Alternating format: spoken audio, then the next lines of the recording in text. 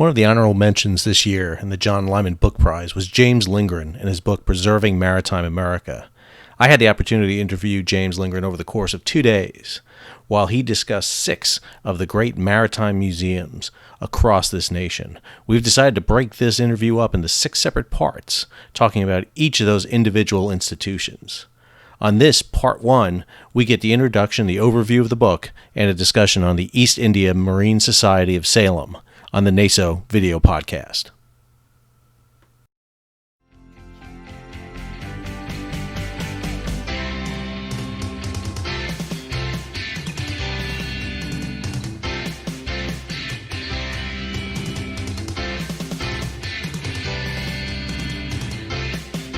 The North American Society for Oceanic History was created by maritime scholars who met in 1971 at the University of Maine. They recognized that in North America there was no forum for maritime history or a society devoted to the study and promotion of maritime history. The aim of the original group of organizers was to create a diverse organization based initially on Canadian and American membership, which would gain the interest of others. Now there are members worldwide, and it is this diversity of membership that continues to make NASO a truly unique organization. 2020 marked the first year in recent memory that NASO was unable to meet, and therefore we bring historians, archaeologists, and students who are scheduled to present. Welcome to the North American Society for Oceanic History video podcast. I'm your host, Salem. The goal of the NASO video podcast is to bring you some of the best historians, professionals, and up-and-comers in the field of maritime history.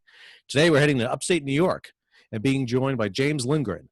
He is the honorable mention this year in the John Lyman Book Prize in United States Maritime History for his book, Preserving Maritime America, a cultural history of the nation's great maritime museums. Dr. Lindgren is a professor of history at State University of New York, Plattsburgh. Welcome, James, to the NASO Video and Podcast. Thank you for inviting me. I'm glad to be with you. Oh, it's great to have you. We have not been up to upstate New York. We've seemed to be focusing in on the Gulf Coast because our conference this year was scheduled in Pensacola. So it's great to get a little bit of diversity into our group by heading into upstate New York. I'm from New York City. I'm from New York City myself, so this is like Canada, Plattsburgh to me. So yeah, if I might add, Plattsburgh is on Lake Champlain, and Lake Champlain was often called the 6th Great Lake.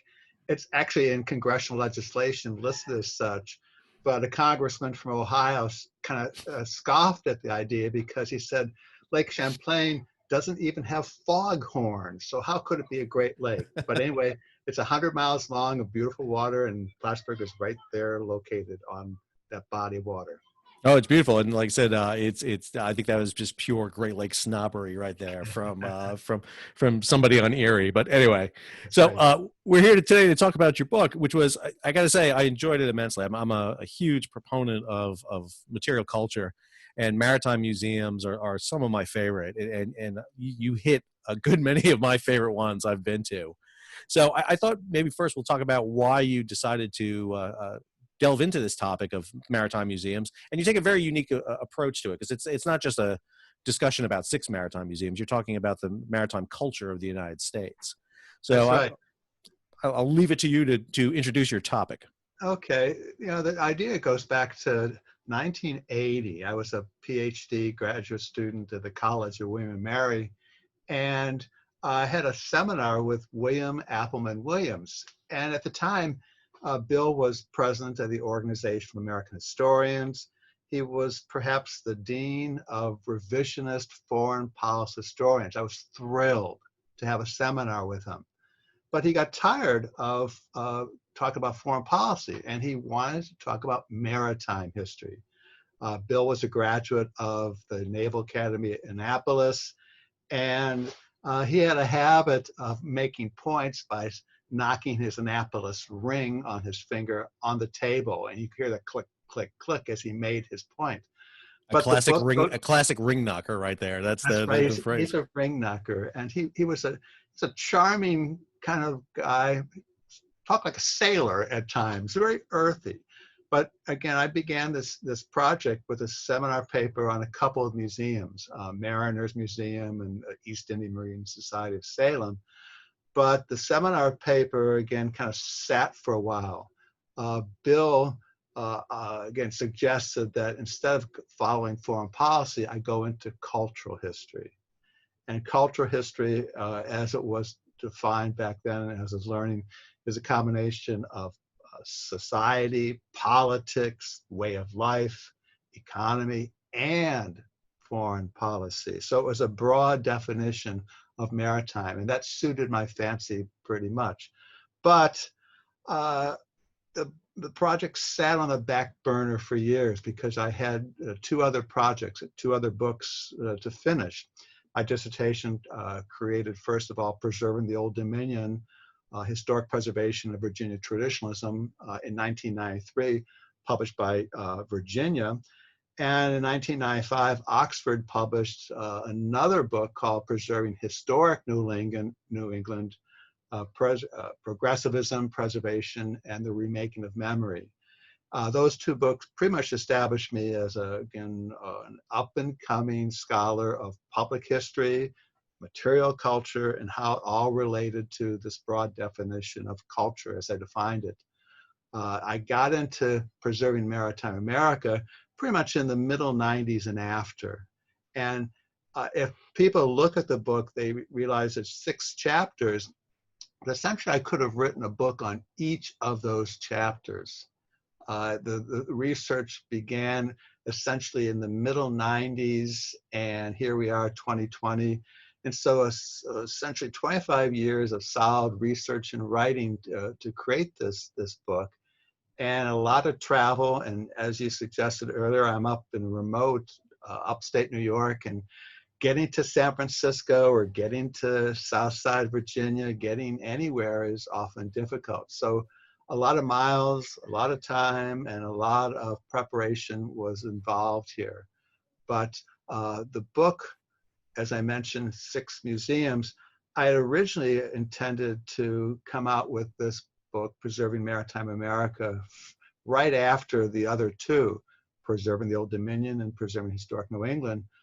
But I had to change my schedule because one of my museums, South Street Seaport, in the early 21st century, was about to go under.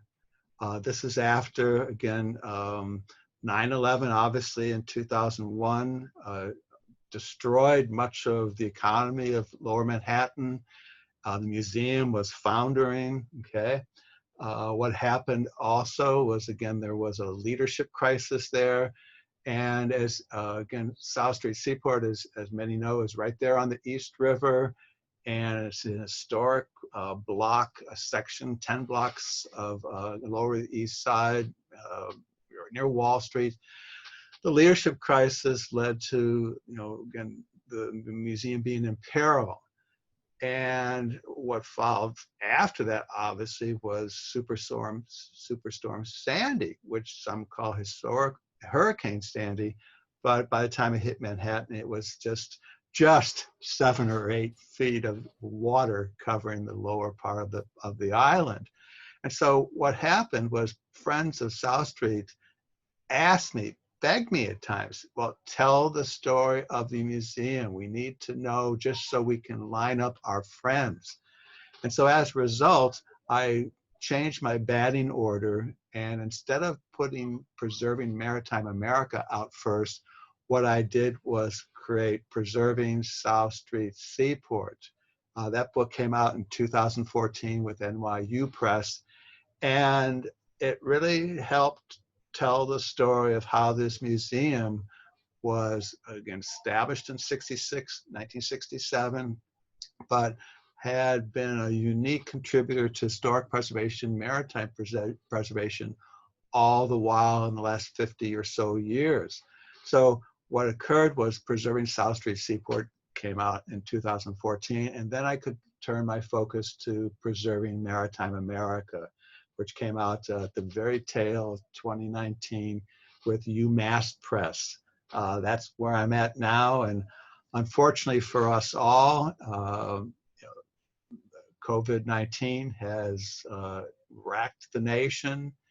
I, again, am hurt by the human suffering that it's caused.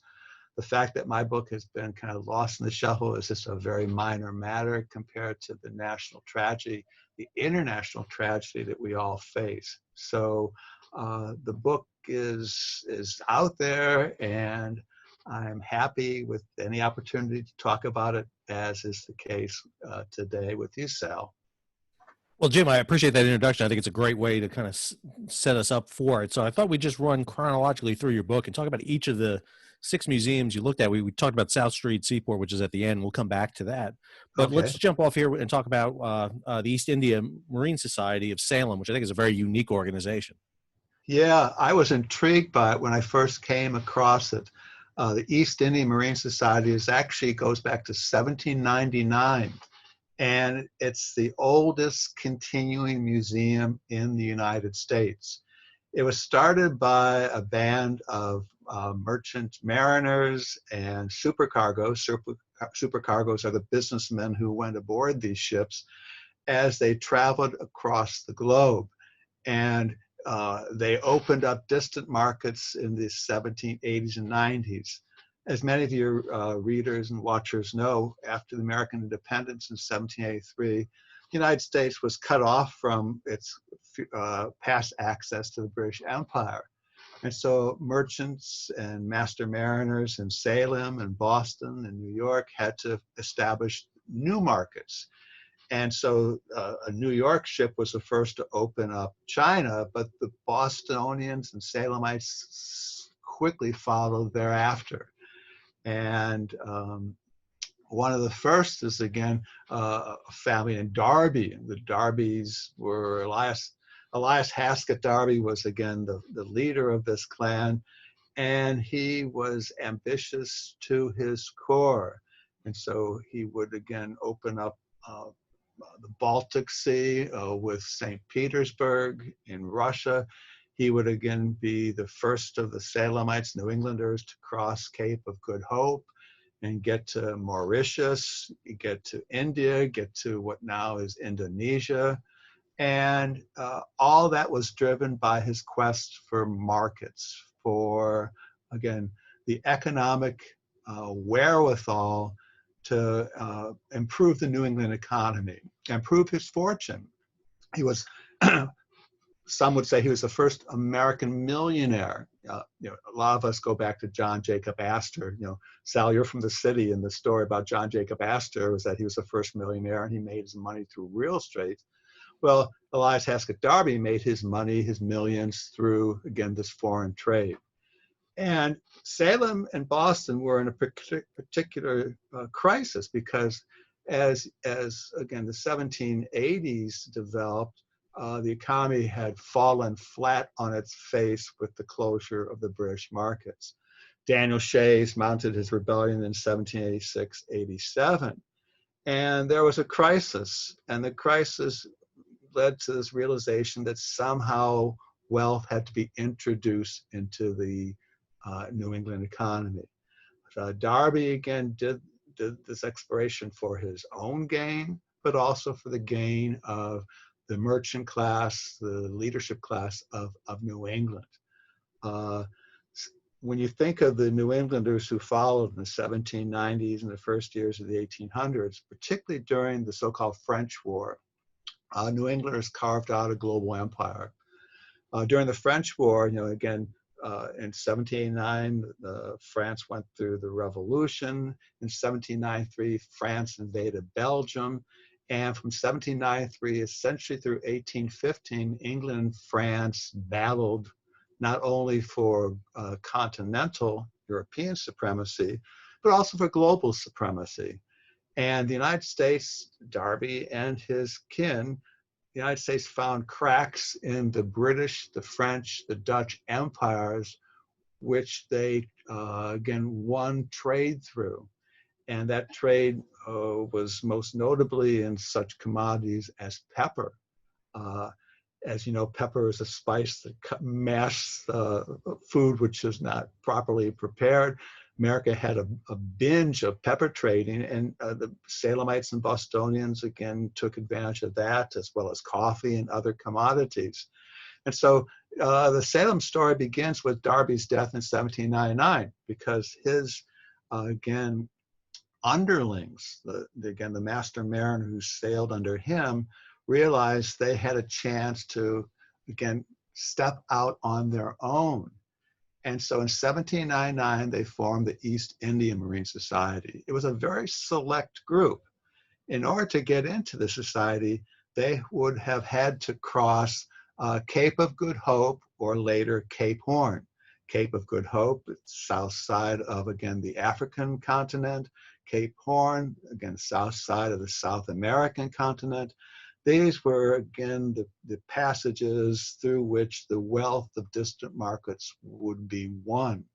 And so it wasn't just any master mariner who could join. It was only this elite group. Salem also had, again, the Salem Maritime Society. That was mostly formed from captains who traded in the Caribbean and so forth. So the East Indian Marine Society was established in 1799, and of their three goals, one was to further navigation and knowledge. Another was to, again, take care of masters who met their fate, whose wives, whose widows would need help. And a third goal was to establish a cabinet. And the word cabinet should be read now as a museum. And these master mariners brought back goods, curiosities from across the globe. Now, these goods or curiosities would be shown to the populace of Salem. And Salemites took pride in the fact that their neighbors had been the ones going distant places and introducing not only Salem to the world, but the world to Salem. And so the museum, it was established in the 1790s, it's 1800s, it's got a small presence. It really took on a more major operation in 1825 with the building that still exists to this day. And this building is pretty much the centerpiece of what the museum is now called the Peabody Essex Museum. And if you went into that museum back in those days, it was like entering another world. It was time travel. It was one where the curiosities, the exotic goods, exotic ways of life were introduced to what were really provincial people. Salem is only 20 miles north of Boston, but it was a world of its own. And most Salem youth on these ships would be traveling globally to South America or to distant Asia before they even had a chance to go into Boston.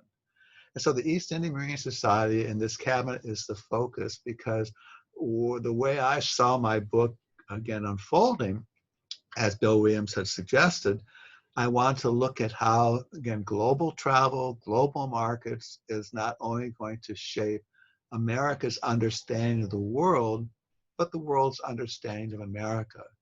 In fact, places like distant India and China, they often thought that Boston and Salem were separate countries unto themselves, because the flag of Salem and the flag of Boston was seen more readily than the flag of the United States. You know, again, Darby had his own flag, and each company had their own ship's flags too, and so that was easily recognizable by foreign traders. So I take this Salem story, you know, through the 1820s, particularly after the museum expanded, and how it contributed to these goals. One of the great leaders of East Indian Marine Society was Nathaniel Bowditch. And Bowditch is, again, known today to still many sailors because of his book, The New American Practical Navigator. It's a book that was published by the East Indian Marine Society and is still in print today. Because if you want to understand navigation through stars, latitude, longitude, and how to read the heavenly bodies, Bowditch was the way to do it. And so Bowditch led this again, credibility to the East Indian Marine Society, as it contributed to navigation, it contributed to America's growing presence in foreign lands, and how New Englanders and Salemites in particular took great pride in what their neighbors had accomplished. The East Indian Marine Society went through a crisis, though, because these sailors, because of the limited requirements of membership, one had to cross Cape of Good Hope or Cape Horn, fewer and fewer were doing that. And so membership began to decline, as visitorship at the museum began to increase. So there's kind of a reverse correlation between the two. Uh, but the museum declined, and by the 1860s, it was in a demographic crisis, too many old men. It was in a financial crisis, not enough money coming in. And so they found a benefactor who had been born in Danvers, who had made his money in finance, whose company, in fact, is going to be the predecessor for J.P. Morgan Chase today, and that's Peabody. And so that's where we get the Peabody Museum today, is the direct descendant of the East India Marine Society. I tracked this Peabody Museum, which was one essentially of natural history.